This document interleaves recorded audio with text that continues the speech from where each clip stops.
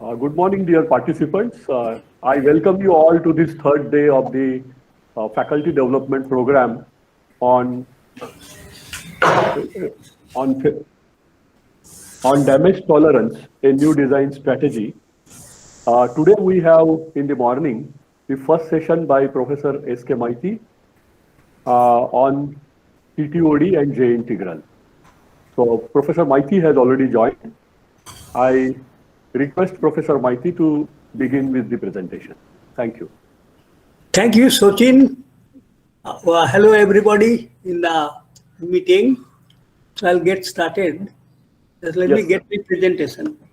So we have been talking about so far SIF based fracture mechanics, and then we in fact try to take up the fundamentals associated with the SIF based fracture mechanics. Then yesterday we were trying to talk about the corrective stress displacement field, how do we determine them, and we did that yesterday. So, and in between, I think our colleague Dr. Nelson has spoken to you about the plastic deformation around the crack tip and the plastic zones that gets created upon loading a plate which has possibility of plastic deformation. And you have seen that the deformation that takes place. So now the question is that SIF-based fracture mechanics, it was given mainly for brittle material, but then in reality, materials that are used in engineering constructions, they are mostly having capability of plastic deformation, and therefore the question that was also asked when Griffith theory was propounded, that the theory lacks, it does not take care of the plastic deformation capability of material. So that was the point that was raised, and then we also saw how Irwin and Orwan modification was helpful in taking care of the plastic deformation around the crack tip. That was again based on global deformation, and therefore it was not very useful for many situations. And one of the important situations is that it does talk about again energy balance. It does not talk about the deformation that is taking place very close to the crack tip. Indeed, what happens that when a crack is loaded, it generally gets plastically deformed, and you see that we have a crack here of size A, and as soon as loading is applied at the end, at the boundary which is at infinity, it does actually give rise to some amount of plastic deformation around the crack tip, and thereby a crack which is with plastic deformation, the opening, the crack becomes actually more open, because plastic deformation allows more deformation without further addition of load, and therefore a crack which is without plastic deformation, it could have given the profile which is shown by solid line. But you see that if the plastic deformation is taking place around the crack tip, then in that case the opening becomes more. Please see that dotted line, it gives the actual opening, and at the same time there is some plastic zone in the front of the crack tip. So therefore, you see, in general, what happens that local deformation to the crack tip, it gets more with the presence of plastic deformation. And therefore, the question is that the solution to the crack face deformation was obtained by considering the Irwin solution, and then it was okay. But then when there is plastic deformation, generally plastic deformation makes the crack tip blunted, and the opening of the crack faces more for the same external load. And indeed, the solution that is there without any plastic deformation, it is of the form, it takes care of this form delta, that total opening between the crack faces. It is, I think, let me get the other relation. Yeah, you see that the V expression for the elastic crack is given by this expression. And in this case, when you try to put x equal to a at the crack tip, the displacement is 0. And the COD, that is 2V. 2V is given from this expression, you can write it is nothing but 4 sigma by E square root A square minus A square. And at x equal to A, it is 0, that is elastic, right? Now the question is, what we can do, we can really assume that in the presence of plastic deformation, a crack of size, it can be actually considered to be little more than the size that is there initially. And then if we try to approximate the crack with plastic deformation by that dotted line, then in that case, a crack of size A, it becomes of size A plus RP, where RP is the size of the plastic zone, radius of the plastic zone. So therefore, this is how we can think of approximating. And in that process, you see that opening of the crack, that is 2V, is given by 4 sigma by E square root A plus RP square minus X square. And therefore, you see that now at X is equal to A, where the original crack tip was located, there is some opening, and that magnitude of that opening, I can write crack size A plus RP not A, and at X equal to A, the opening is 4 sigma by E square root 2A RP, where RP is the plastic zone size. And therefore, you see that Ewing's plastic zone correction RP is given by this expression. So once we substitute the value of RP, then in that case, that delta is equal to 4 sigma square by E sigma y, where E is modulus of elasticity and sigma y is the plastic yield stress, that is yield stress. And therefore, you see, and the Griffith's energy that's given by actually, it is then in that case, sigma square, pi sigma square by A by E, that's what is actually G. And then in that case, from this relationship, you can write that the energy release rate, which is going to be given by 4 by pi sigma y into A. And therefore, you see, G, energy, potential energy release rate is equal to sigma y, approximately 4 by pi can be approximated at 1, and therefore the energy release rate is G sigma y. So therefore the energy release rate, which corresponds to onset of crack extension, is given by sigma y into A. So this enabled relating the global energy release rate to the displacement at the crack tip under plastic deformation, and sigma y is the yield stress of the material. So therefore, you see that in this case, therefore, you can now say that if G corresponds to a critical value at the onset of crack extension, that also corresponds to a critical opening delta at the crack tip. So therefore, that's what it is. That's how the theory was amended for situations with plastic deformation. And this is actually based on that it is Ewing's plastic zone model.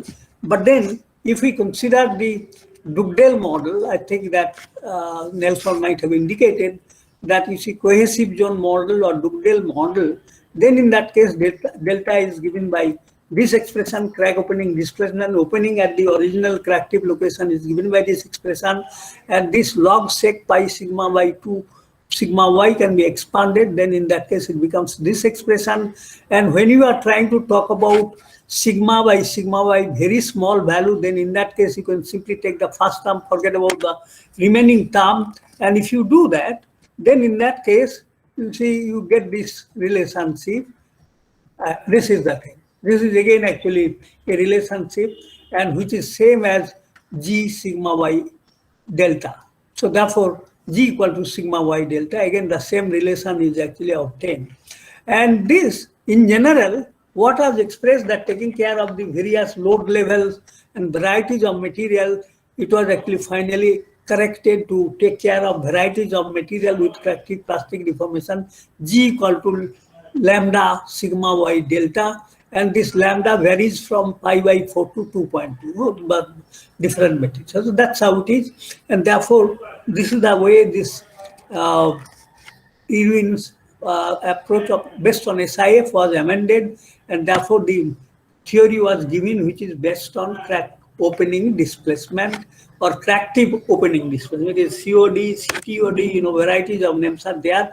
It simply means that at the onset of crack extension, in the presence of plastic deformation, there is a critical quantum of displacement that takes place before the onset of crack extension. That was the actually COD-based fracture mechanics. It did bring the conversion of the energy-based approach to this displacement-based approach, and that was given by this was given by Dugdale. This was actually COD criterion was initially it was based on Dugdale model. Wells, na? Yeah. Wells's criteria. Wells has given this criteria, na? Yeah, that's what actually I just trying to recollect the name. Wells COD criterion. So Wells actually, he was a practical designer, and he was welding. He was working in Welding Research Institute in UK at that time, and he took up this explanation, and then he did experiment with varieties of materials, measured this CTOD or COD, and he saw that consistently it was showing that at the onset of crack extension, there is a specific value of opening displacement, and therefore this became actually a criterion that crack propagates or begins to propagate at the onset of opening displacement, which is a critical value, and that is also a measure of fracture resistance, fracture toughness of the material. So you can have fracture toughness in terms of, say, potential energy release rate, strain energy release rate, or in terms of opening displacement at the crack tip. So that's how the expansion of fracture mechanics was possible to materials with plastic deformation at the crack tip. So this is COD criterion, and it's actually physical criterion. It does not have much of complex mathematics, and that's how it is. Now, so this COD criterion, that was we discussed today. So I finished this part. Now we would like to talk about something more, because when the material, is, in this case, Wells, in fact, assume that material is elastic, perfectly plastic. That means material actually, as it is loaded, stress strain diagram will go linearly up to the yield point, and then it will become flat. So that is elastic, perfectly plastic material. That was the type of picture that once the stress level at the crack tip reaches the value sigma y, subsequently the stress does not go beyond sigma y, but it gets actually gradually the plastic zone gets expanded. So that was the way it was in place, and it has been applied. Even to this day, it is actually widely applied. Now, coming to think of it, if the material is not actually elastic, perfectly plastic, that means the stress strain diagram, when you do the tensile strain diagram, it is sigma increasing with epsilon strain up to yield point, and then it is flat. It's not, but then actually material indeed is work hardening, that it does not just give that sort of diagram. It is going to increase up to yield point, and then will become non-linear. Sometimes in the case of mild steel, it goes flat for some time, and then again gradually stress increases with strain and reaches ultimately the ultimate point, and then again actually it drops down, and finally it becomes separated. It comes to actually fracture. So under these circumstances, how do we actually handle this situation? When the material is work hardening, that means as you strain the materials become hardened, or it actually gives more resistance to deformation, and that increases non-linearly, and it goes on up to the ultimate point, and then it drops and finally leads to separation. So to handle all these situations, what hardening material they call it, how do we go about it? So therefore, new ways of handling these situations have to be done. And secondly, that the stress strain field, which was actually considered by Griffith and subsequently by Irwin or Owen, it was actually elastic, still elastic material. But then when it is work hardening, then one should be able to find out the stress strain distribution around the crack tip As in the case of elastic material, if the material is work hardening, then one should be able to find out the stress and field around the crack tip, and that was possible having a different approach. That really led to different approach, and this has given rise to new parameter to define the fracture conditions, and also it was possible to find out the stress and distribution around the crack tip under such situations. So to handle all those, we have to go for little different ways, and we have to bring in some new ideas. Now I think that some new integrals, line integrals were introduced to bring in these ideas, and that's what we'll be talking about in the actually remaining part of this session. So there are certain physical concepts associated. You see that generally deformation, when a body is undergoing deformation, if it is elastic material, the stress and field is actually it is actually conservative field. That means what? That you load the material, it gets strained, and you remove the loading, it becomes actually stress free, and there is no strain which is left out.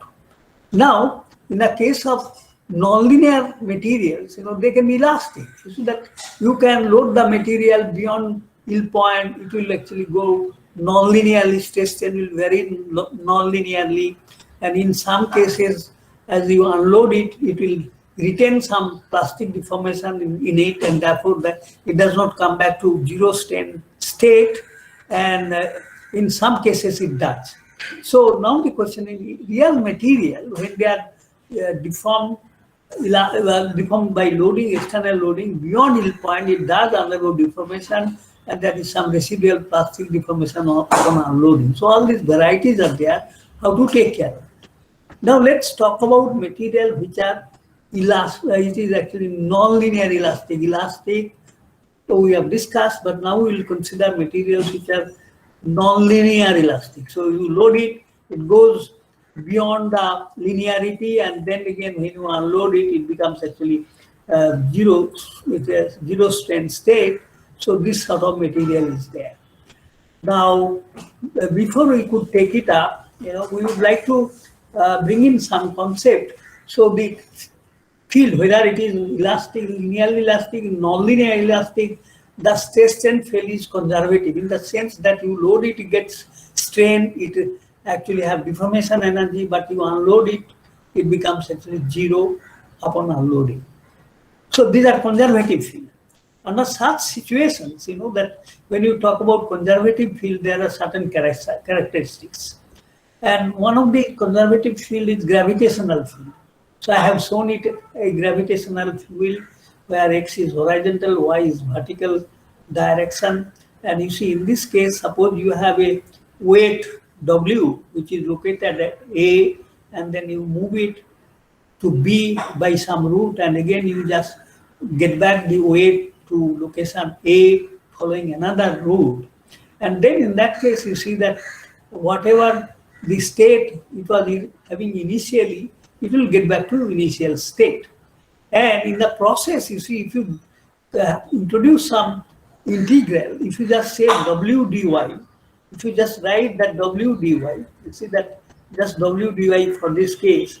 Yeah, so if you just go on actually finding out the work done, W dy over the closed contour, that you go to from A to B and again B to A, if you just calculate this integral W dy, work done in that contour, it will be zero. This is the typical feature of this gravitational field, where W is the integrand and Y is the contour integral path. So if you take a closed contour and do this integration, it is zero. So this is a typical thing, that W is a integrand, and this integrand is so typical. And if you do this integration over a closed contour, any path, you take this path or another circle, you take rectangle from A to B, and to complete the contour, the work done W dy will be zero. So this is something which is very typical of conservative field. Gravitational field is conservative.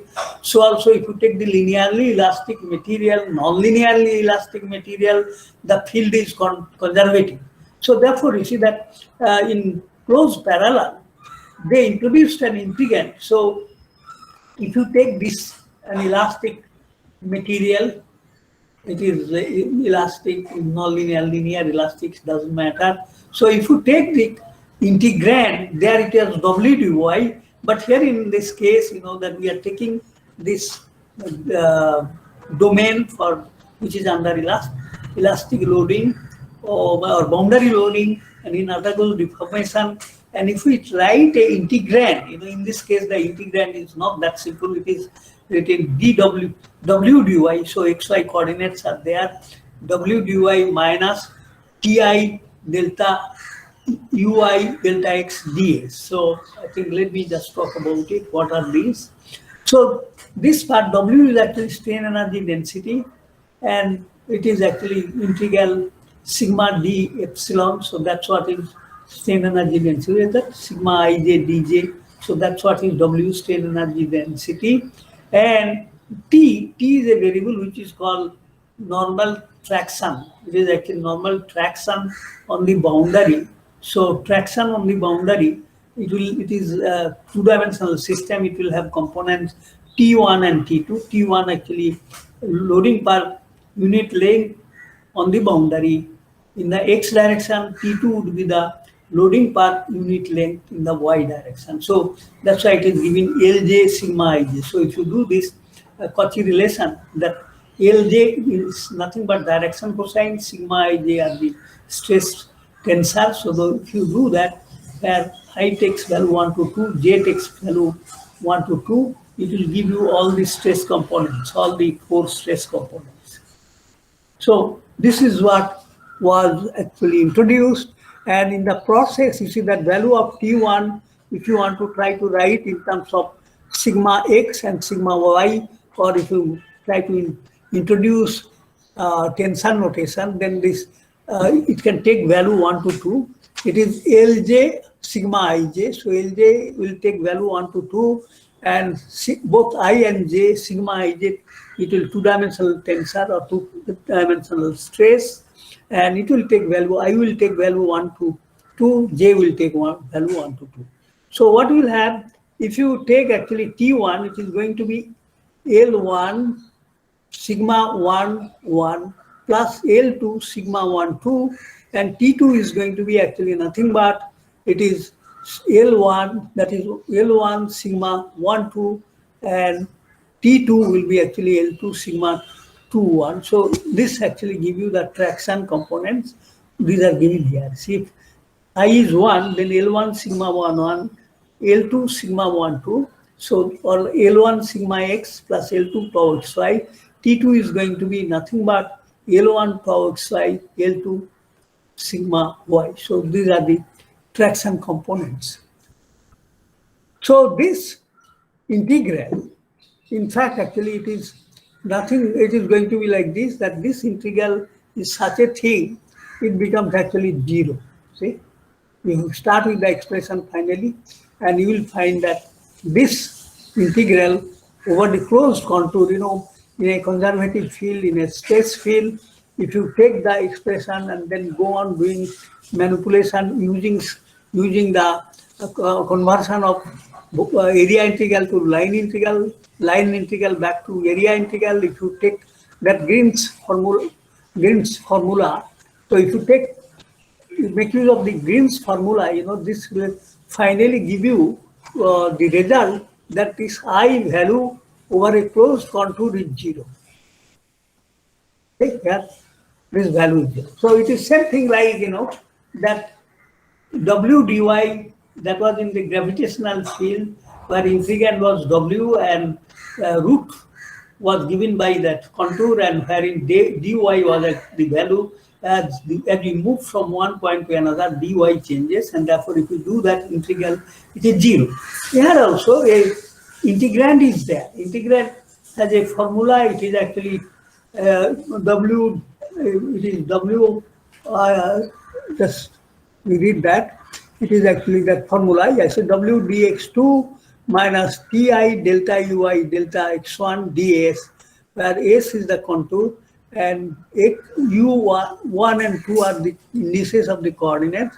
W is strain energy density and Ui is the displacements in the two directions. So that's how this contour integral was established, that it is now actually 0. So this integration, that this integration is 0 for any elastic field with loading, and it is sort of universal. If it is actually linear conservative field, there is no plastic deformation. In that case, it is going to be 0. So now, coming to think of it, this expression, can be, we can do a little bit of manipulation on it, and we can show you something which is very important. So let's see that this I is 0. So we just get started with that. And now I would like to take a situation where there is a crack in the body. It is elastic, whether it is non-linear elastic, linear elastic, it doesn't matter. But then we would like to take a plate where there is a crack in it, and it's actually what they are located there. And now I would like to take a contour, that contour integral that I integral that we were talking about. Now I would like to take a contour integral. Please, I think all of you focus your attention on the sketch. So I have a body, it's an infinite body or finite body does not matter. But then I have the crack located there, and crack tip is lying on the x-axis, and the loading direction, it can be anything oriented in x direction, y direction, or any inclined direction, doesn't matter at the outer boundary. Now the question is, I would like to actually have my crack tip, the x-axis is passing through the crack tip, and I would like to take a contour, that contour that we were talking about in the I integral, I would like to consider that.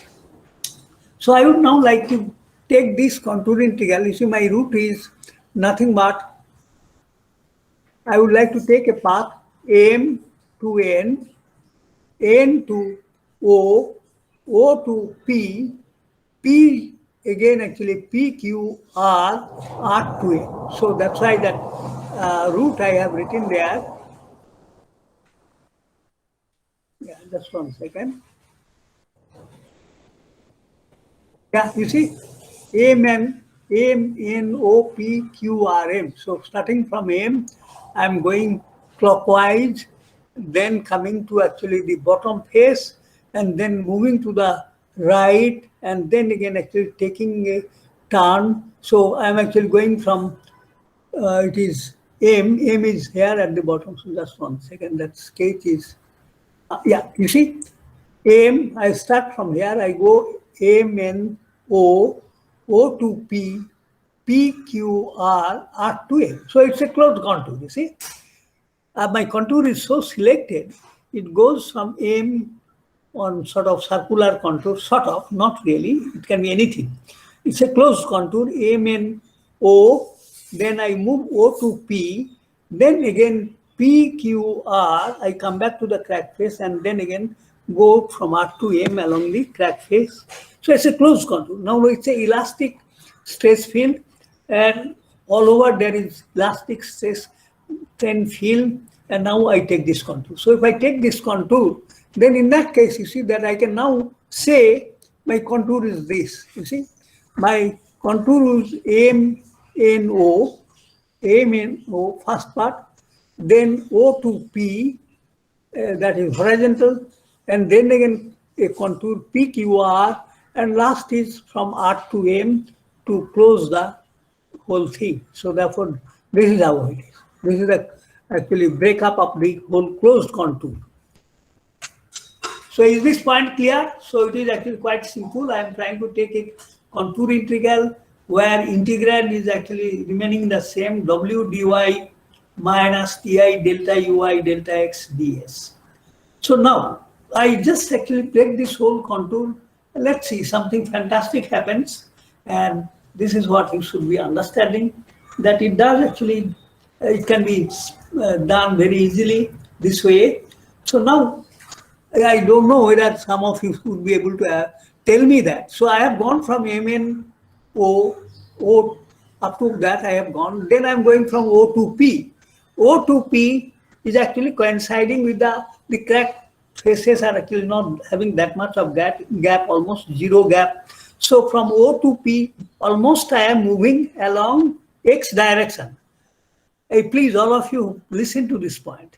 So I have gone from MN to O, and then O to P, I am moving along x-axis. So as you move along x-axis, what is the value of Y?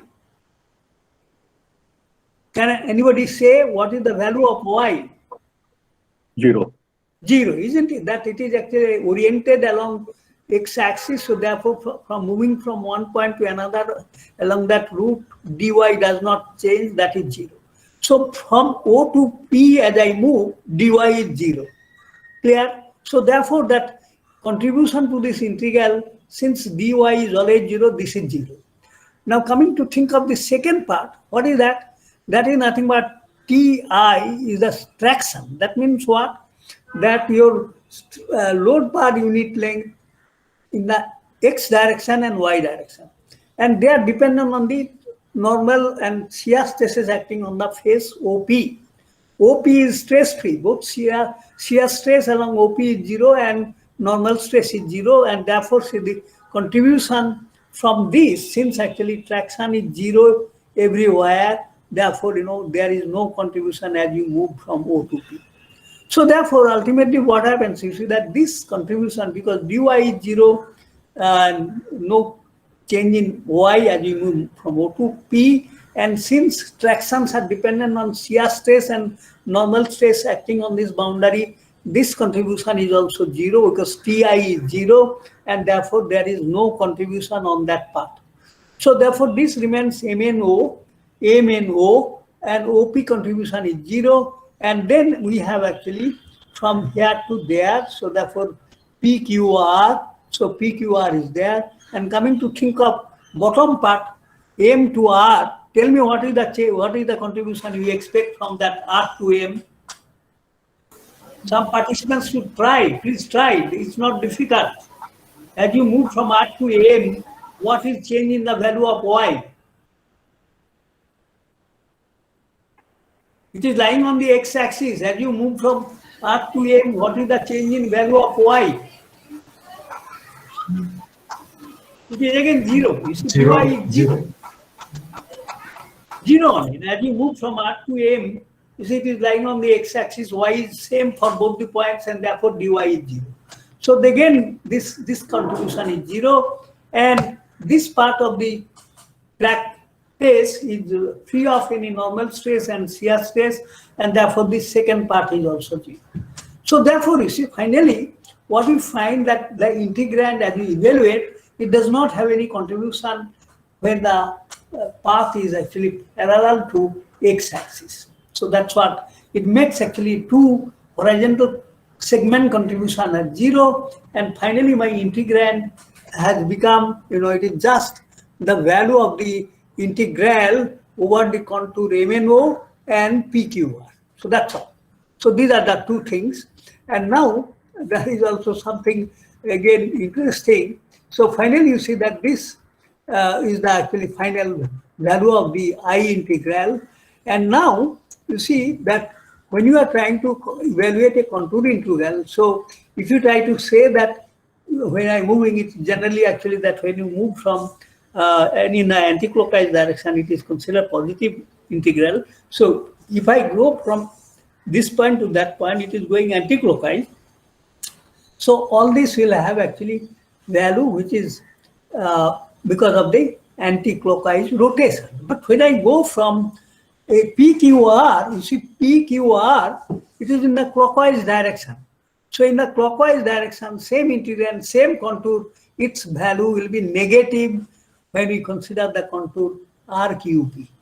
So if I consider PQR, if you consider it to be positive, then when I just change the direction RQP, it will become actually negative. So therefore, change of this direction orientation of movement, it will change the direction, value will become negative. So therefore, finally what we get, that this I integral that we were talking about, you see, this means that, the I integral is this part, and then if I try to take this as RQP, it will become negative. So therefore, the contour integral along the contour, that clockwise contour, it is anti-clockwise contour MNO, it is actually positive.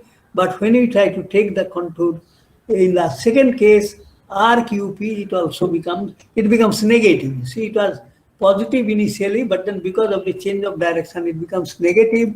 So finally, you see that if I change the contour orientation like this, it is PQR, but if I write it is AMA, it is actually RQP, would just change the convention of movement, then in that case it becomes negative, and therefore it means that this contour integral over the path MNO is same as over the path RQP.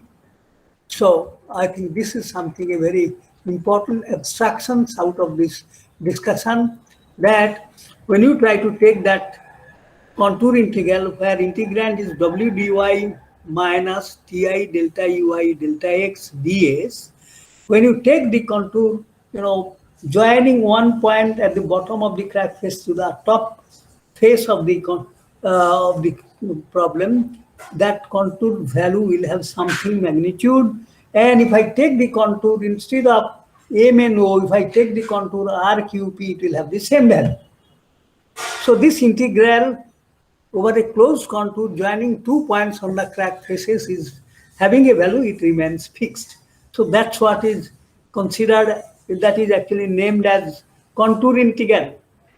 J contour integral. It was given by James Rice. That's why its name is actually identified as J integral. So in a nonlinear elastic field or linear elastic field, if you take the J integral over a closed contour joining a point at the bottom face of the crack to the top face of the crack, and it could be anywhere located, it need not be the circle, it could be a rectangular path, it could be a elliptical path, it doesn't matter, but it's a closed contour. As you move from the bottom point to the top point, anti-clockwise sense, and if we let it have any shape, its value is actually having fixed value. And this J is actually given the name, or this integral is called J integral. And it has actually tremendous physical meaning. Indeed, it does have some physical meaning. That's what is, again, we like to consider. You see that if you are trying to talk about a crack in elastic material and it is loaded and then it gives rise to the extension of the crack, then in that case, we know that the potential energy, Griffith energy, is actually something is having important meaning, and it attains a value critical. I want to repeat again, as for our discussion of Griffith theory, you see that potential energy is released in the presence of a crack in the elastic material when the crack is at the point of extending. That means at the onset of crack extension, this G has a critical value. And you can't believe that this integral that I have introduced as J integral, which is w dy minus ti delta ui delta x ds. So this contour integral indeed is nothing but G for elastic material. Again, please note how interesting it is that potential energy release rate in an elastic plate in the presence of a crack is also given by a contour integral around the crack tip. So just imagine the situation that the potential energy release rate associated with the onset of crack extension in an elastic material is given by contour integral, whose value is fixed irrespective of the contour that you consider around the crack. Do you understand? potential energy release rate is given by that integrand taken over the closed contour around the crack. इसका मतलब क्या है? What is this? What does it mean? It is something, it is like a sensitive thing, that contour, वो जो Lakshman रेखा है, that Lakshman Rekha is having some capability of sensing. What is that? So one can think of it as you strain the body, and at the point of onset of crack extension, you see energy from the whole body is going towards the crack tip to supply the surface energy. And this contour, it's like actually it is like a Lakshman rekha around the crack tip, and the energy is flowing normal to the crack tip over the whole contour, and it does actually sense how much of energy is going through. It is like a jali. It's like a jali. Energy is going through that jali towards the crack tip, and it sense how much of energy is going through the jali. And that jali energy is nothing but potential energy release rate. And it is actually something which supplies the surface energy at the onset of crack extension. So please actually see the beauty of this, that this integral is just a mathematical quantity, but it has the capability of sensing how much of its energy is going through the contour MNO or RQP towards the crack tip. And it is going to supply the energy for the creation of new surface. Can you actually appreciate how beautiful it is? Think for a minute that you see it's a mathematical quantity which is given by a line integral surrounding the crack tip, and it does sense the amount of energy flowing into the crack tip through the jali, through this contour, and at the critical stage when crack extension is actually triggered by G reaching a critical value, it actually indicates that critical amount of energy is flowing to the crack tip from a whole body through this jali, and it does actually have a fixed value. So that's how the application of Griffith criteria, and it is now actually made possible to be extended to nonlinear material by bringing in this J into it, path independent. Any question? Sir, Yeah, please. yeah. Sir, this strain energy release rate, which is flowing across the jali, that sentence is applicable independently to both the contours, right? Yeah, because they are independent, That Yeah. whether you think of it, that you take the contour, suppose it's a rectangular plate and you have a crack there. Now I take a small contour, zigzag contour around the crack tip, joining the 2 points on the crack faces. That is one contour. And if somebody says that let me take the contour of the external boundary, I just take the contour because the crack face is actually extended up to the edge of the plate, and therefore if I consider the contour now to be just going along the outer boundary too, then also it will have the same value. See? Yes, sir.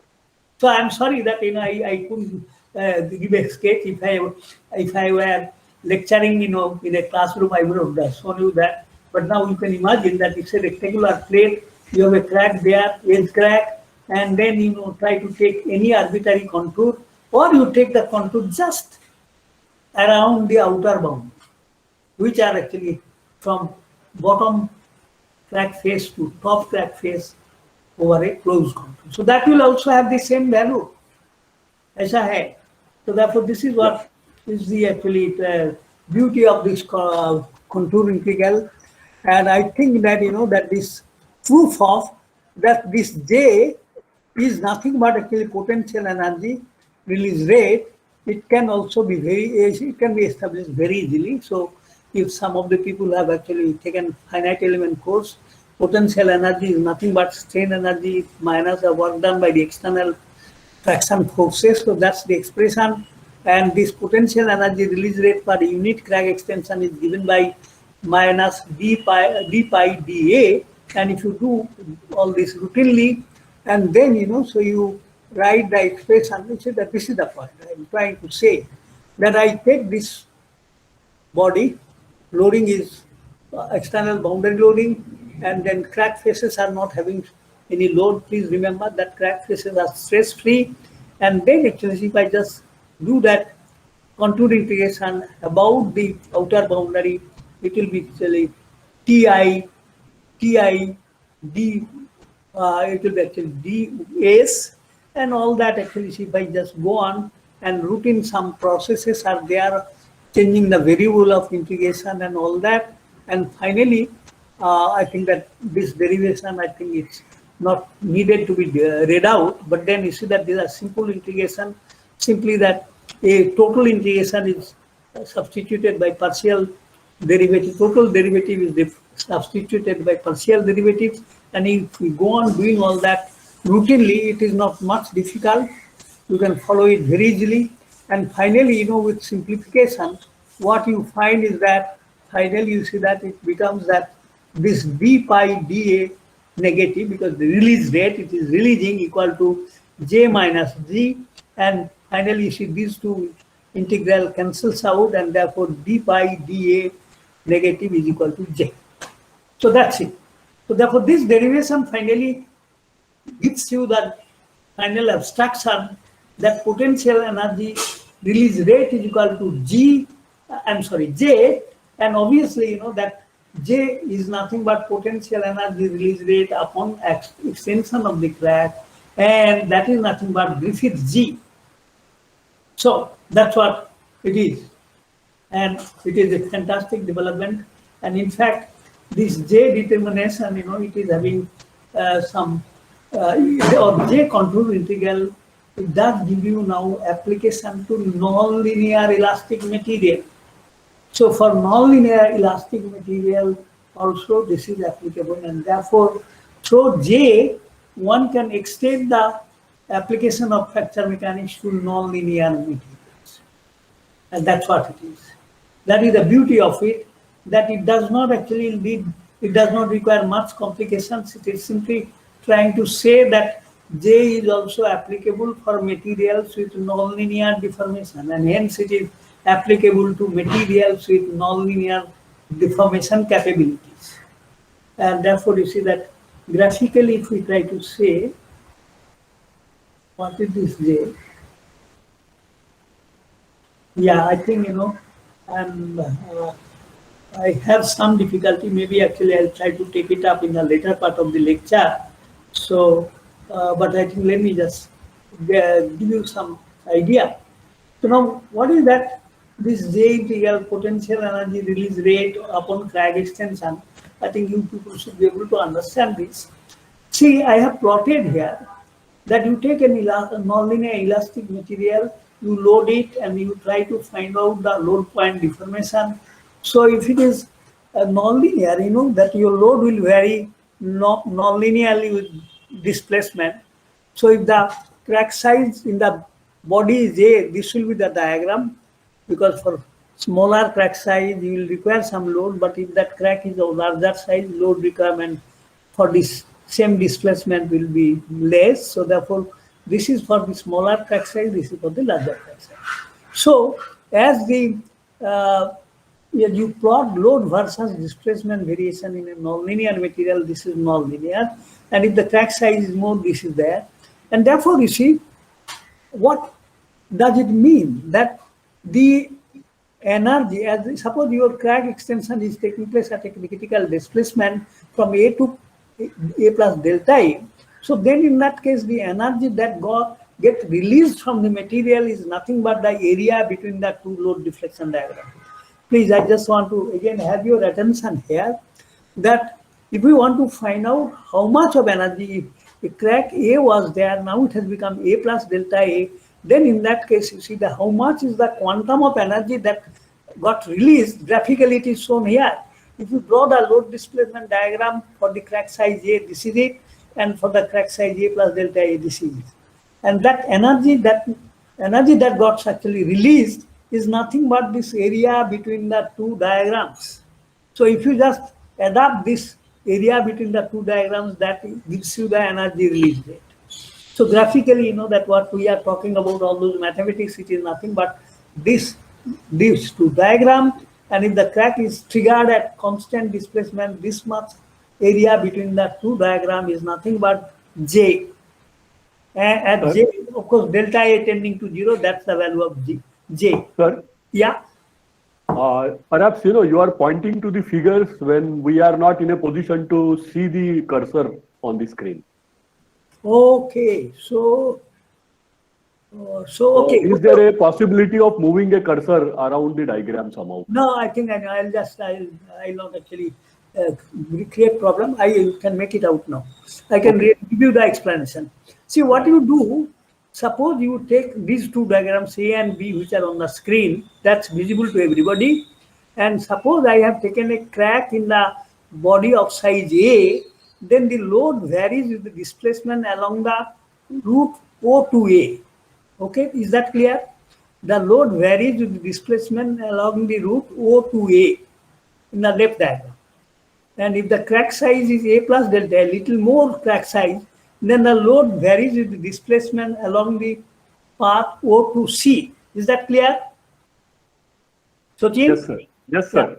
Yeah, so therefore you see now that from that diagram, what I am trying to say, that since the crack is triggered at U equal to U star, the energy that got released because of this triggering is given by the area AOC. That's what is actually the area of energy. It is displacement multiplied by load, so it is work done. So that's the energy which got released due to the crack extension from A to A plus delta A. So this is under constant displacement. That means in both the cases, the crack has triggered at constant displacement U star. Now we can have another situation, you see, that I could now consider the right diagram, what difference it is having. Now you see that as the load is increased, again the load varies with the displacement along the contour O to A, and if I now consider a crack of larger size A plus delta A, then the load varies along the contour O to B, and therefore you see, in this case, your crack is triggered at a constant load, P star, in both the cases. And therefore the energy that got released, it is bounded by AOB. That's the contour. So difference between the two energy release rate in the case of constant displacement based extension and constant load based displacement is that triangular portion ABC. That's the difference. For drag extension under constant displacement, drag extension under constant load, the energy difference, the energy release is nothing but that triangular area ABC. As delta A tends to 0, that area tends to 0. So therefore, whether you are actually having drag extension under constant displacement or drag extension under constant load, the energy release is constant. So therefore, it does not make a difference in the property of the material, that energy release rate at the point of drag extension is the same. Whether you are doing the test under constant displacement or you are doing the test under constant load. I think I'll talk more about it, and I'll try to explain this also under pure elastic condition, and I have to tell you the name difference between these two cases and where do you get them. Okay, that's then understood. Is that clear? Any questions? Yes, sir, understood. That's great. So that's very nice. So J is understood, COD is also understood. So I've been able to at least make you understand. Now some more concept that I wanted to also tell you. See, what is this? That loading diagram shown in A and B. Where do you get it? You see that drag extension under constant displacement. This is called actually displacement control extension. Displacement is fixed, and this is actually a situation where the loading is called actually it is more rigid load. It is actually what you call that. It is actually constant displacement. It is more rigid machine. It is actually more rigid machine. More actually it is low displacement control, and it is actually known as rigid. That is actually Hard loading. hard load. So it is hard load. I think, I want to give you some picture.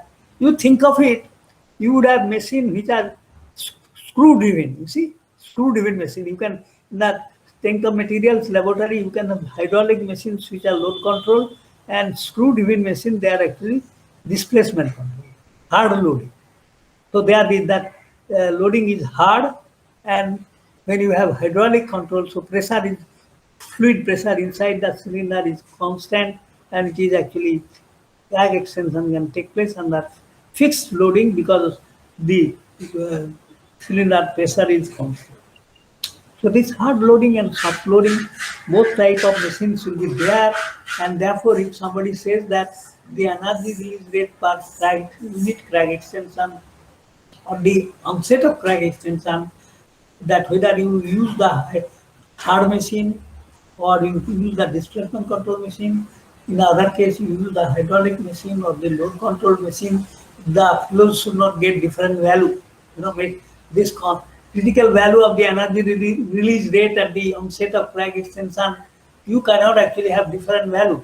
You cannot say that, person X did the experiment in the screw-driven machine, and Y did the test in the hydraulic machine, and they will come out with the onset value of the energy or the resistance of the material. They get different value. It cannot be. That's unacceptable. So the machine dependency is not there. The definition is such that this value of the critical parameter, it does not depend on the actual machine. So that's the beauty of it. The definition is such that it does actually give the same value whether you do the testing in the hard machine or soft machine, alternatively in the screw-driven machine or the hydraulic machine. So that's what. So this is something also you should have understood, and I have actually given you the explanation. Sir, I have a question. Please. Is there any guidelines that how far the contour has to be, J integral contour has to be from the crack tip? No, nothing. Because you see, I think that there will be actually some other questions also. Probably I would like to tell you. That, see, if you try to consider that material has some yield point, then in that case, you see that contour of the yield zone is going to be zigzag. It's not going to be actually perfect circle or perfect rectangle or elliptical, nothing of this sort.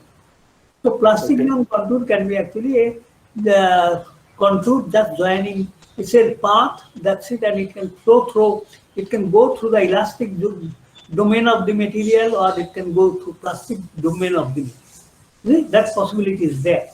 So if you think of it that material has a yield point, then in that case, in the case of nonlinear material, if you just say that this is the yield point of the material, then from the stress and field you can find out up to which point the plastic zone has spread, and therefore that material would have two zones, elastic zone and plastic zone.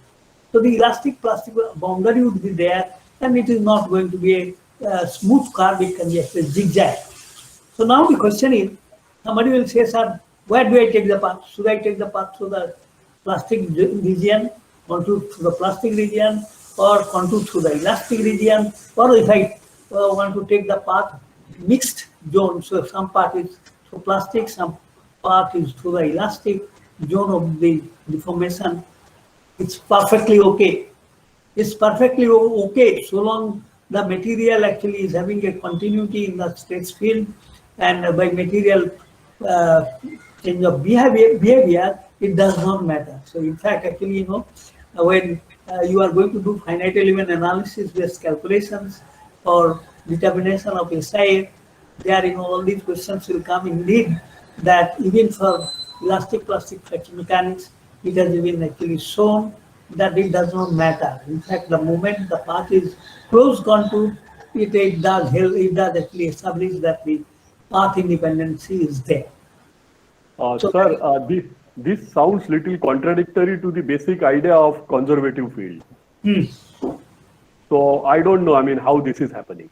So that's great. That's great. You see, the question is, we try to consider the material to be non-linear elastic. Yes.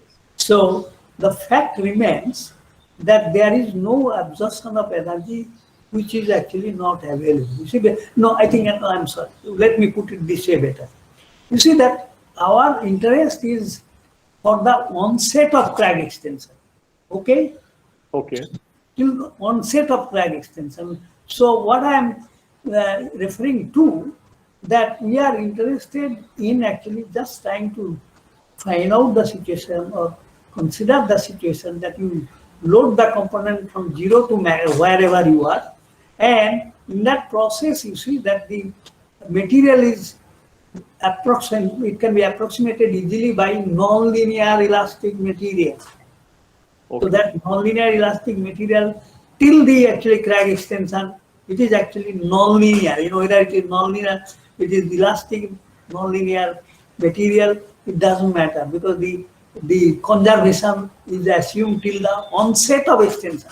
After it has extended, then you see some part of the material gets unloaded and there is some residual strain in it. Some energy is actually already absorbed in the material. So therefore, the situation that we are trying to understand, it is just up to the onset of crag extension, where there is no loss of energy. You know, there is no loss of energy. It is still that point. It is everything is going continuously. So there is nothing to worry. We still consider the material property to be having continuity, and it is actually just no loss of energy till that onset of extension. So that is a point that we try to consider, that there is no loss of energy. The moment there is actually crag extension and subsequent loss of energy, that part we are not trying to say. We are trying to just see the situation till the onset of extension. Till the onset of extension, no energy has been absorbed by the material, which is actually lost. It is still actually before the onset, that's all. Okay, but then how finite element is understanding this is not known. Finite element is understanding, basically the point is that you are trying to take a material domain where there is elastic strain and plastic strain also. Okay. Okay. But we see that this it has been shown by computations, you know, by people, umpteen number of people, that, you know, if you take this contour integral passing through elastic and plastic domain, so you take the contour, the value remains constant. So this is actually numerically established. It couldn't have been established analytically, but then by finite element analysis, it has been established, you know, without any doubt that this contour integral is path independent. Okay. Sir, I have one more question. Did anybody write integrals of similar type in other fields of science and engineering before? James Rice? That's a good thing. That's a good question you have asked. You know that I'm sorry to actually tell my beat my own trumpet. You see that I had a PhD student from electronics. He was working on strip lines, and these strip lines, you know, they are having electrical properties, obviously, and then they have also a stress field which is given by, you know, Laplace equation. You see, our biharmonic equation gives the stress field in the elastic body. So he was trying to look into the strip line property, and capacitance of this strip line was to be calculated, and then, you know, that capacitance is something which is related. I mean, I somehow, you know, I went to manipulate, and then I showed it that this contour, you know, it is arbitrary contour, and if I just take the capacitance of the strip line, considering different parts, there also, if you have actually a strip line, then you try to think of it. So again, actually, you know, point where the potential gradients are actually infinite. And the crack tips stresses and strains are infinity, and there the derivative of the potential is actually going to be infinite. So I was trying to think of that it is going to be infinity. So therefore, you know, I can have this contour again around that singular point, and then I also constructed the integrand, and then I simplified, and we did computations. We found that it is becoming path independent, and that Fine. so therefore that's how I applied this J integral to strip lines, and in fact it was also published in journal IEEE London publication. So therefore that's how it is. It is applicable. This is a mathematical property of that expression depending on the typical situation. So it has been applied. Okay. Thank you, sir. So that's what actually I wanted to talk. So I have done J integral and also COD, and I hope you have understand. You have understood. So just I go through my transparencies. So let me just see if there is something else I can talk and actually take it up.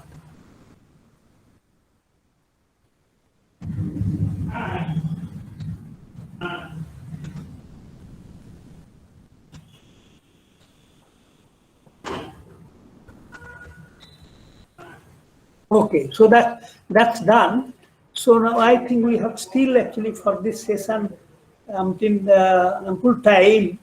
So I'll actually probably take up some problem solving so that you get a little more comfort in application of fracture mechanics to practice.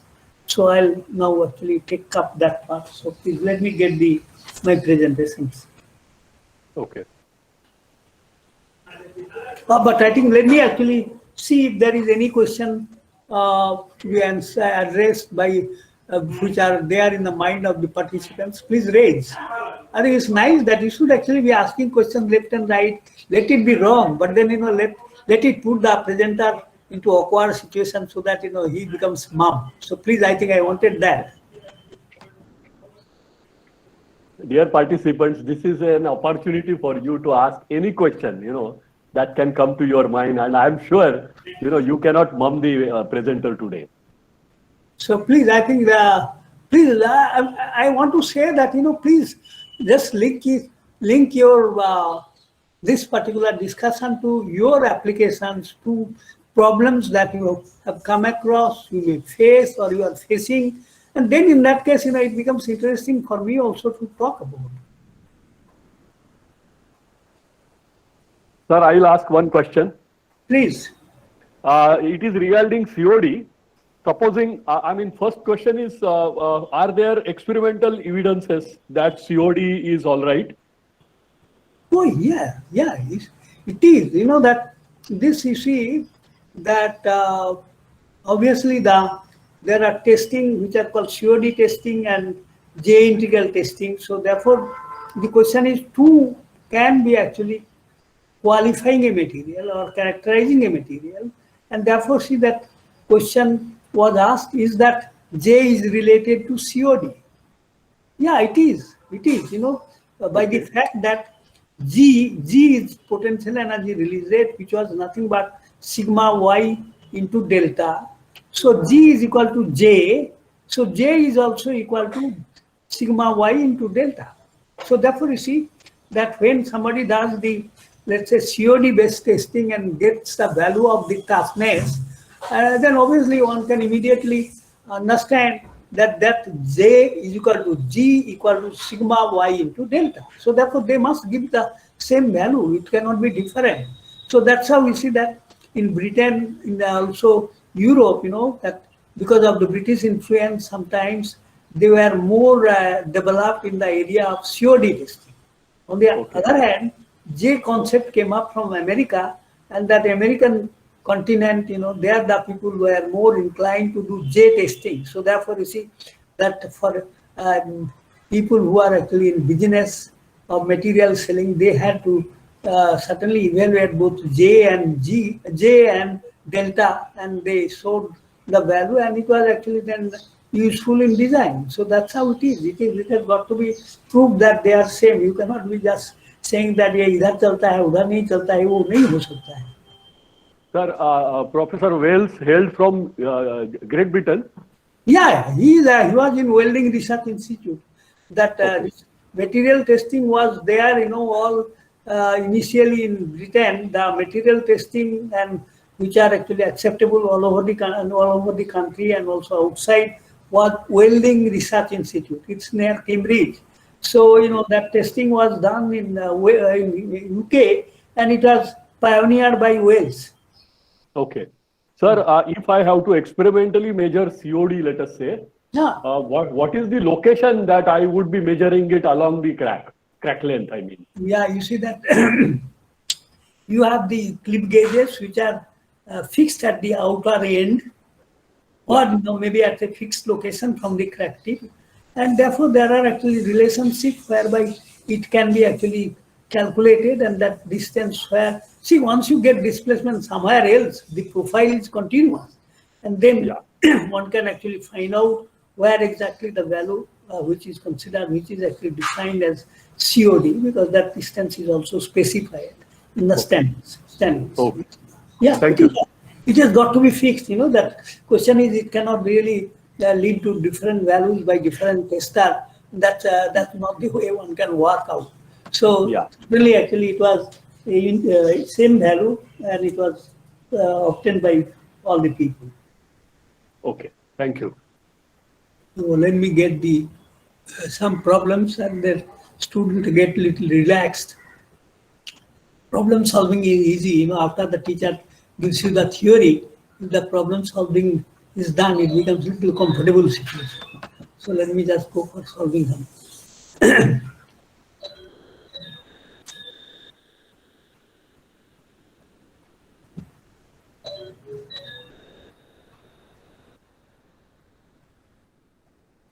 Yeah, I think I have some problem here and where people will find interesting applications. So yesterday, that I have taken up two problems wherein I was showing you that if you have, let's say that a specimen of the type, any particular type, and then its loading is there, and then in that case, what is the load capacity? We have done that. So we have, taken up these problems, and I have also given you sample situations where the expression of SIF is given in terms of the geometry and the dimensional parameters of the component. So therefore, these are actually some of the things which are available in the handbooks. And in fact, in my book, I have included all these examples and the values of the SIF. So they can be good reference for anybody who is trying to apply fracture mechanics to practice. So, the other problems are like this. It's a shaft which is having a circumferential crack of size A and it is subjected to axial loading. Then in that case, SIF expression is given there as a function of this parameter A by diameter. So therefore, those can be very useful wherever you have geometry of this type. Sir, can you make the size bigger, please? Okay, please. That's one. Yeah, because these are handwritten things, and then size is certainly not uniform, and it is. It is readable though, but bigger the No, better. let it be bigger because I have room for it. Yes, So that's it. So let's see this.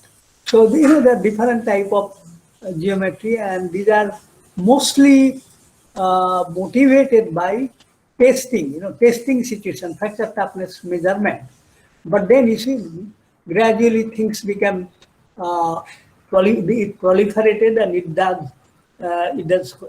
has finally come down to considering situations which are of practical nature in design. So I just want to take you. You see that these examples yesterday I was talking, so we have done that. Now I would like to give some examples where you will see something different. Yeah, you see that this is a case. It's a C-clamp, It's a C-clamp, and its dimensions are given that cross-section in the furthest point from the loading along AB. The cross-section is shown there. It is the cross-section. So it's a rectangular cross-section, and its depth is 40 millimeter, and thickness is 25 millimeter. And when it is a C clamp, it is a press frame. It has been used number of times in the hydraulic press like situation, and then after some life, it was detected that at the deepest, furthest cross section AB, where actually depth is 40 millimeter, a crack which came up through the thickness of 25 millimeter of size 5 millimeter. So 5 millimeter crack was there, and now the question comes up, what is the load capacity of this material? And in this case, it is it has been given that fracture toughness of the material has been measured and its data is given. So K1C is the fracture toughness, and its value is 59 meganewton meter to the power minus 1.5. And material yield point is 1500 MPa, and that correction factor for the SIF, you have two loading on the cross section A, that will be tensile loading directly coming up from the P, loading P, so therefore that is actually direct loading.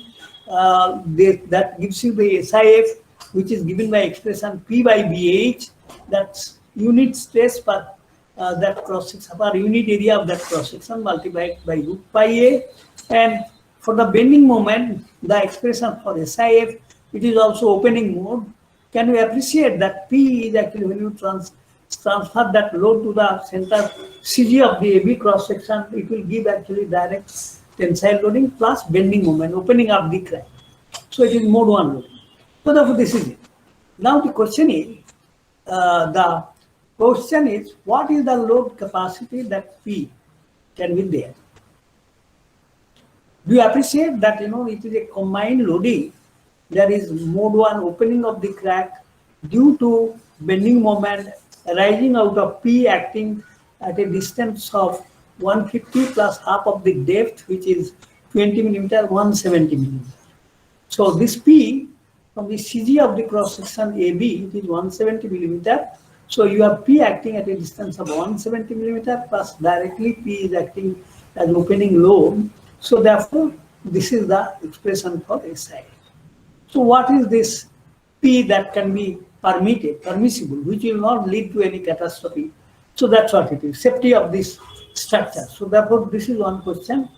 And then, I would like to take up another example also. So I'd like to take the example, see, records of fracture toughness testing data are as follows.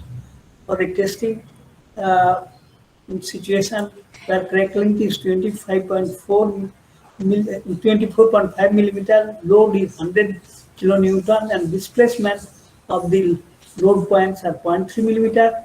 And when the crack size is 25.5, load is again 100 kilonewton, and the displacement is 0.305. So, and the fracture load is 158 kilonewton for crack size A, and B and E is there. Determine K1C or GIC. I think this is something which I have not spoken, but I would like to talk. That when I say K1C or simply K subscript C, these are critical. But then in fracture mechanics, two situations are distinguished. One situation where the sheet thickness is less, let's say the sheet thickness is less than some value, then it is called actually GC, and if it is more than that value, it is called G1C. What is the difference? See, in the case where the fracture toughness can vary with the thickness of the specimen, that is identified as just K subscript C. But if it is actually constant, that means either you go on increasing thickness, fracture toughness becomes constant. The thickness dependency of fracture toughness becomes over as the thickness is more than certain value. That is critical thickness. And this critical thickness is indicated as plane strain fracture toughness. Plane stress, when thin situations, there the fracture toughness varies with thickness, that is actually G subscript C or G1 subscript C. Alternatively, for plane stress, it is K subscript C only. But if it is thickness independent, then it is K1C.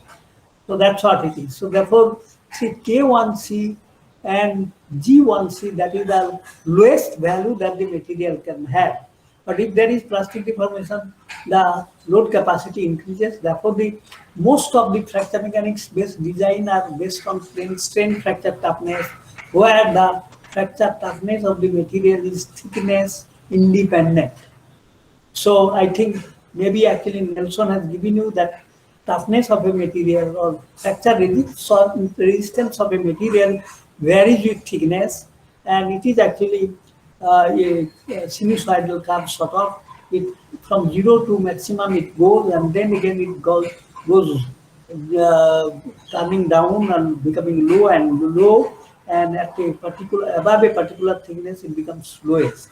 So this thickness independent fracture toughness is called plane strain fracture toughness, and there the thickness is more than some value, and this value is again given, it is calculable, and it's actually going to be 16 times Irwin's plastic zone correction factor, and it's generally equal to K. This thickness is actually 2.5 times KIC square by sigma y square.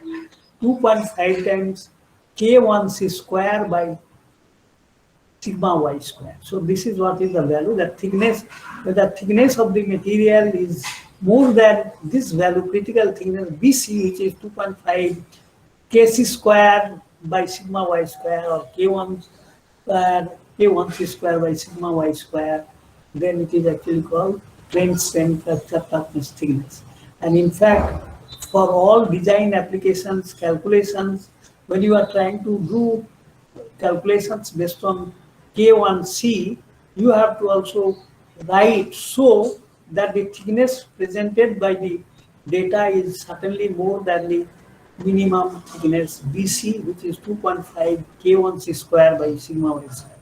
So that's what it is. That's why you know that GC, KC, these are actually plane stress fracture toughness parameters, whereas G1C and K1C, they are actually plane strain fracture toughness parameters. So this mostly all data manual will give you K1C and G1C, because that's the minimum actually resistance that the material can have, and it is generally taken up for design. Because if the fracture toughness is more than this minimum value, you are safe. The design is safe. That's why most of the design is done based on plane strain fracture toughness, because that is having the minimum value, and then dimensions you are going to get the minimum. And if it is having plastic deformation, its value is going to be more, and there is no difficulty in actually no problem comes up in ensuring safety of the component. Okay. So now let us see. We'll try to solve this problem and show you how things are.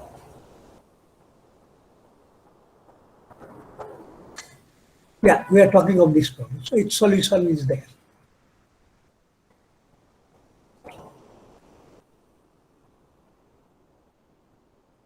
Okay, so you know that solution to this problem is this. You have K1C is 59 mn meter, meganewton meter is to the power minus 1.5, and then sigma y is actually 1500 MPa, A is 5 millimeter, and YM, the correction factor for SIF is given 1.03, and for the direct load it is 1.27 BC. You look at this, this is actually critical thickness. BC is 2.5 times K1C square by sigma y square. So K1C is given, sigma y is given, and thickness critical is 3.87 millimeter. But here the thickness is 25 millimeter, which is much higher than 3.87. So therefore you are safe. You can go ahead actually confidently to apply the K1C based fracture calculations. And therefore if you do all that, substituting the value in this equation, K reaching a critical value, K1C is the critical state, and therefore K1C is 59 Newton meter to the power minus 1.5. So you plug in all the value, moment value is there, which is nothing but that load multiplied by 170 millimeter P is actually unknown. So therefore, on the left side, you have some data which is known. Right side, you have simply unknown as P. And therefore, after plugging in all the values, you get the load actually as 1700, 200 Newton. And you must check that thickness B, that is actually 0.25 millimeter, is greater than BC. So that check has got to be always given in fracture toughness based parameter. So that's what it is.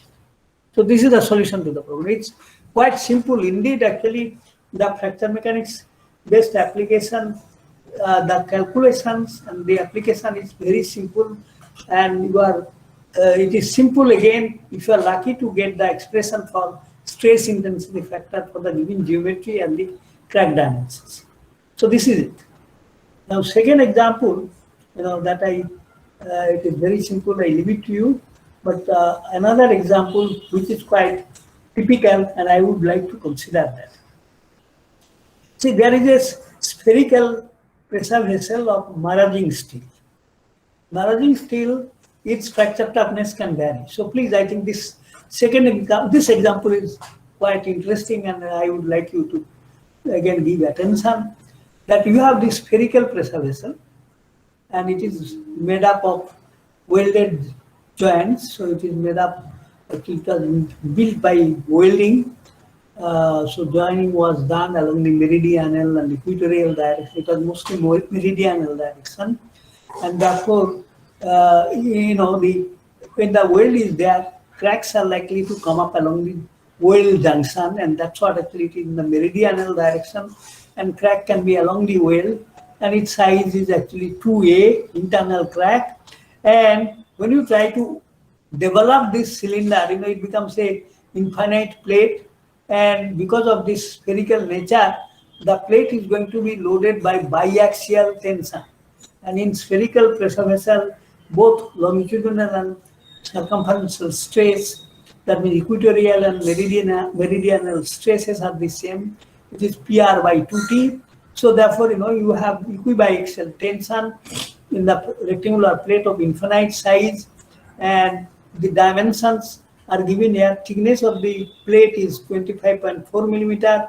Diameter of this vessel is 3048 millimeter, and crack size, minimum crack size that was detected by measurement system is 2.54 millimeter. So the question that is posed here is this.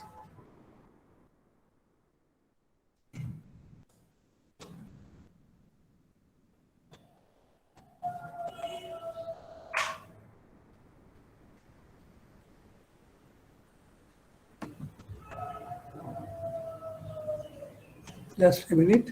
Yeah.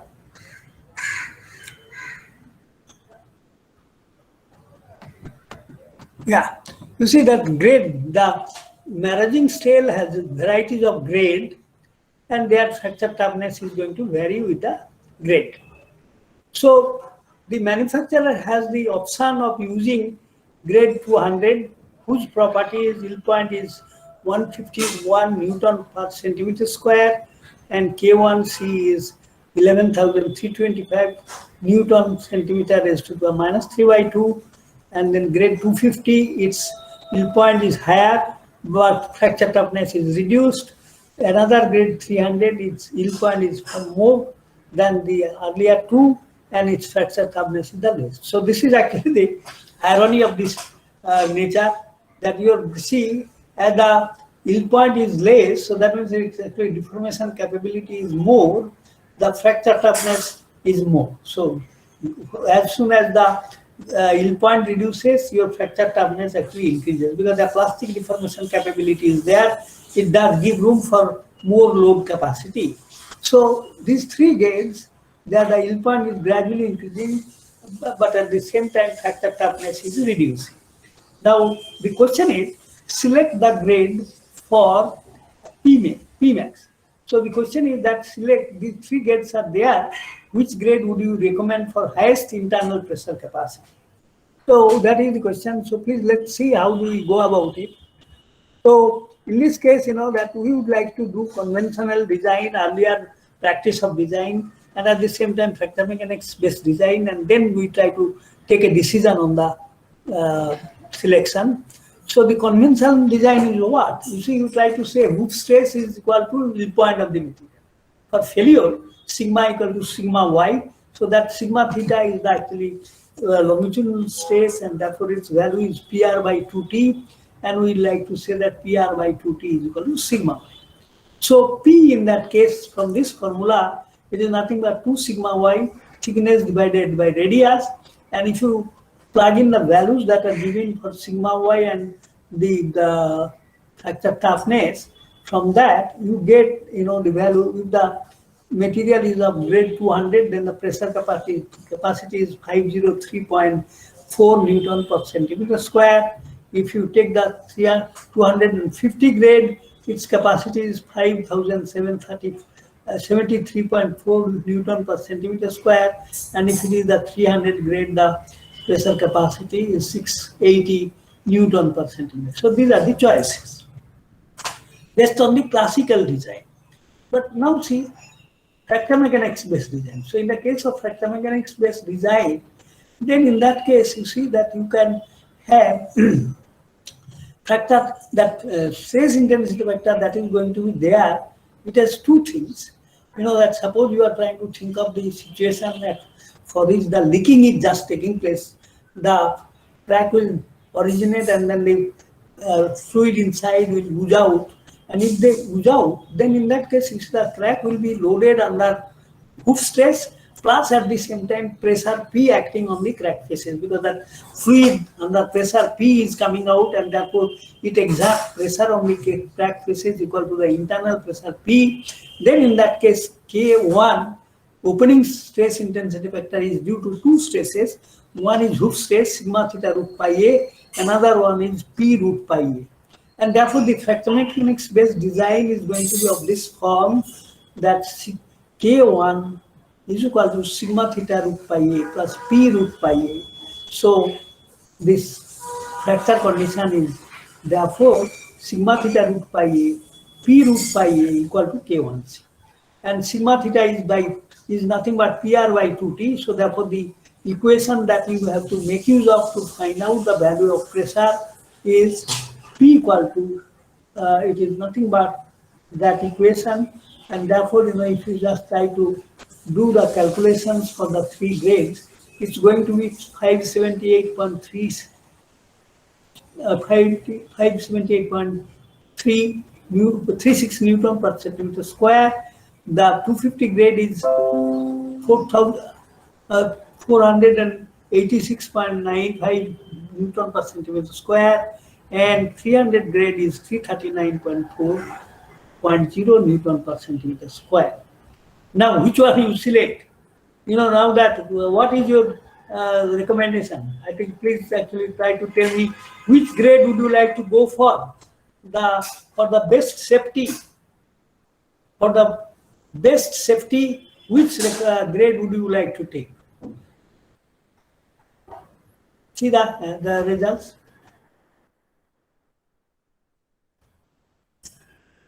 See, there it is. I have selected both the cases. So 503, 573, 680, and here it is actually 578, and then 486.9 and 339. So which one is it? Grade 200. Grade 200. Why? It is offering more pressure capacity. Yeah, but then you see that your highest pressure capacity for grade 200 according to fracture mechanics is 578, and according to, if you try to say that is the grade, then that capacity is 503. So what is your pressure? Sorry, yeah. What is the pressure?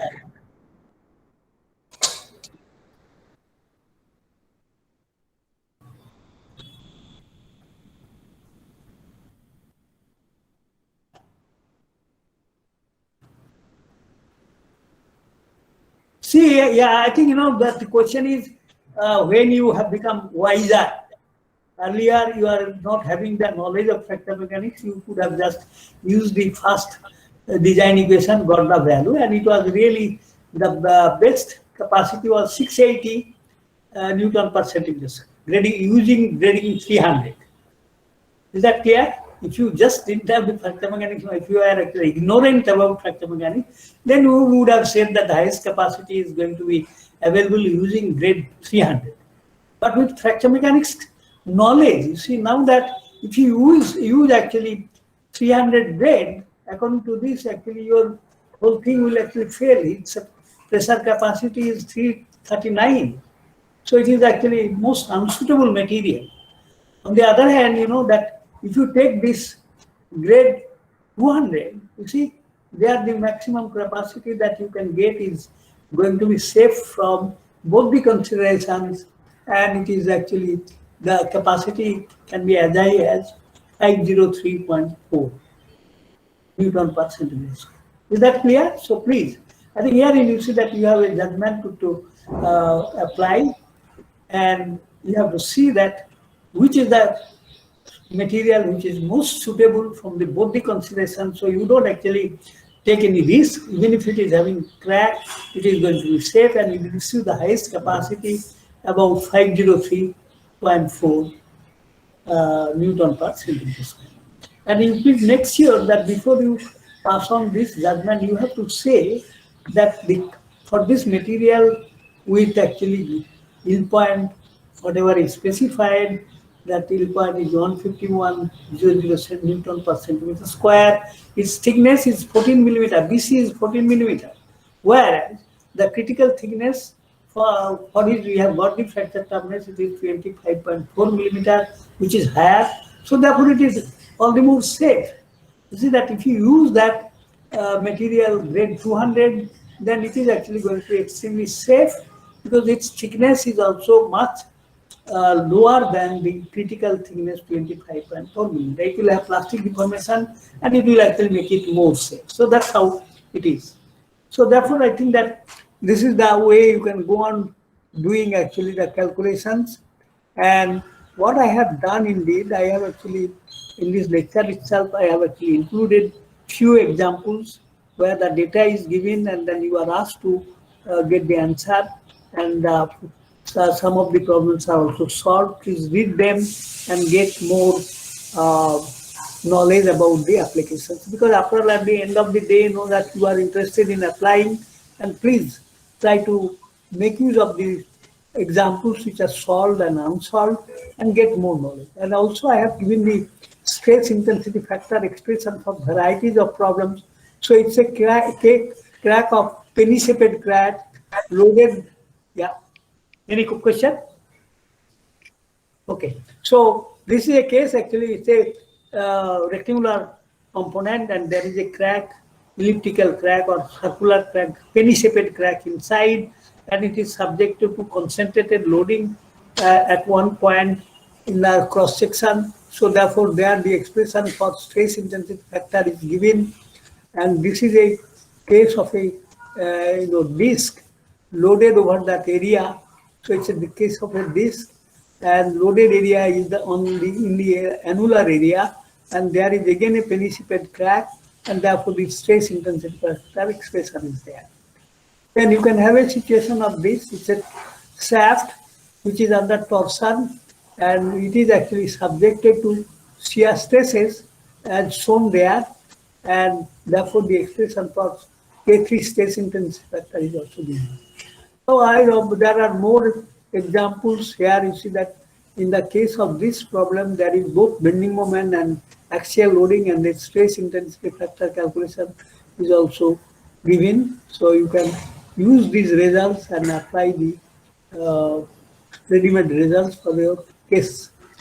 It's a case of rectangular plate with some circular cutout, and in many cases, in the case of circular cutout, cracks originate again from the periphery of the cutout. So again, if the crack is there and the loading is reacting like that, then your stress intensity factors expressions are given. So varieties of problems are there. So certainly the lecture notes will help you to apply in some examples which are a little more involved. So that's how it is. So probably I would like to actually stop here now.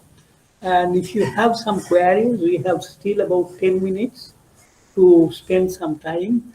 And otherwise, actually we'll go for break. And then we are reuniting again. We are trying to recommencing at about 11:30, right, Suchit? Yes, sir. 11:30. Oh, that's great. So that will be nice. So then in that case, we'll have my next part of the presentation.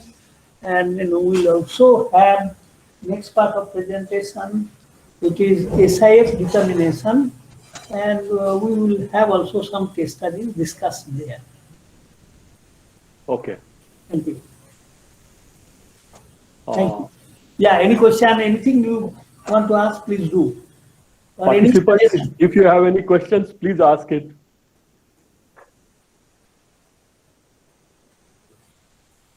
Is it, do you find it little useful now after the taking up of these examples for applications? Hello, do you find it a little more comfortable by seeing this case studies? Participants, please respond. Yes, sir. Yes, sir. Yeah, what you found it useful? What is that? Yes, I didn't understand that. Which part are you referring to? Yes, sir. Professor Suresh Kumar, can you, Yes, yes, sir. Yes, sir. Yes, sir. Actually, when you want to do the testing in the some tensile stress, we are doing it for in laboratory test. Yeah. During the time how the fracture occur, if the fracture occur in the sense how we can analyze the fracture in terms of mathematical formulas like that, sir. Yeah, that you want to calculate. Suppose you have done some fracture testing, you want to calculate the fracture toughness. So if your specimen conforms to any of these examples with the data that you get recorded from your test setup, you can find out the fracture toughness. That's the way. You see, basically that if you are using some non-standard specimen for testing, you do the laboratory testing and you get the data from the measurement, and then you make use of these standard relations to get the fracture toughness extracted. That's what I wanted to say. Thank you. Thank you. So please, I think that that this example, again, I would like to stress that indeed fracture mechanics application becomes easy, provided you appreciate the fact that in applications, your steps are fixed. First thing, you have to take the geometry of the component, its dimensions, and its loading. And then if you are trying to say that you want to fix the dimension of the component, then in that case, you try to have your step is very fixed. Or rather, they are standard. What you have to do is that you have to go to through search and then find out from the stress intensity factor handbook or by some analysis the expression for the SIF, and then after having got it, then you plug in all the measured data and the expression for SIF, and you get the value of the fracture toughness, and that's how you actually really solve the problem. So that's what it is. And then the application is really simple. It's not difficult, but then you have the job of going through lit search or handbooks to find out the expression for SIF. That's very important. In fact, more often you will find that the specimen or the situation you will come across is not standard, or you want to say, put the problem that you have been an expert, invited as an expert, and you are asked to find out whether this failure is due to brittle fracture, and please actually opine. Then in that case, you see that you have to take the situations, you have to do all the examinations, the failure, if there is failure, what type of failure it has undergone. If it is brittle failure, then in that case, you have to now go for finding out that the load existing at the point of fracture, was it more than the fracture toughness. That's what you have to do. And then you can say that it is a brittle fracture that has taken place. And obviously the crack size, or alternatively you can say that the dimensions that was prevailing at the point of onset of fracture are more than permissible limit. they were all critical, and therefore you get the answer. So that's how it is. Any more questions? Sir, I think there are, sorry, Sandeep, please. Yes, yes, sir. In case of J integral, we defined a closed loop for the calculation of the energy entered into the crack tip. So, is it depends upon the width of the component? Because yesterday we seen that the stress strain field is varied if we increase the thickness or width of the component. So, is it depends on that? No, it does not. Basically, the question is, you see, the question is J is a contour integral, and obviously it is referred to two-dimensional situation. It's not three-dimensional. Please remember that specimen situation that we are trying to document, it is two-dimensional. You know that if you have the crack, let's say it's a crack in a rectangular plate, and just imagine a rectangular plate, it is having a center crack. Okay? Now, when you are loading it in its own, in the plane of the plate, then obviously, J integral can be considered around the crack. So it can be 2 points on the same vertical. Think of the plate is vertical and crack is horizontal. So it's actually front is straight line front. So if you are trying to think of, you assume that the thickness is such that that stress field in all the plane parallel to the central plane is same. So it is again two-dimensional situation. So three-dimensional situation, there the definition is totally different. Now they have to be considered differently. But it is a two-dimensional situation we are trying to mostly talk about in defining this J integral. Yes, okay, thank you, sir. Thank you. Sir, so we can say that it is J per unit thickness. Yeah, J actually it is two-dimensional. So it is J. Generally we try to consider that it is two-dimensional situation, and therefore J is that. Okay. Okay. Any other questions?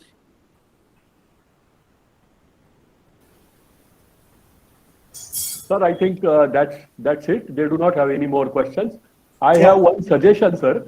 Instead of logging out from the meeting, you stay logged in, and I'll request all the participants to join in the same meeting after half an hour. That is about 11:30. I'm sorry, 12. Actually, just keep my site parked. That's all. Yeah, at 11:30 they were supposed to originally join into another link, but then I request them to join in the same link at 11:30 when we will start second session by Professor S.K. Maiti. Thank you, participants. Thank you very much. Thank you, sir.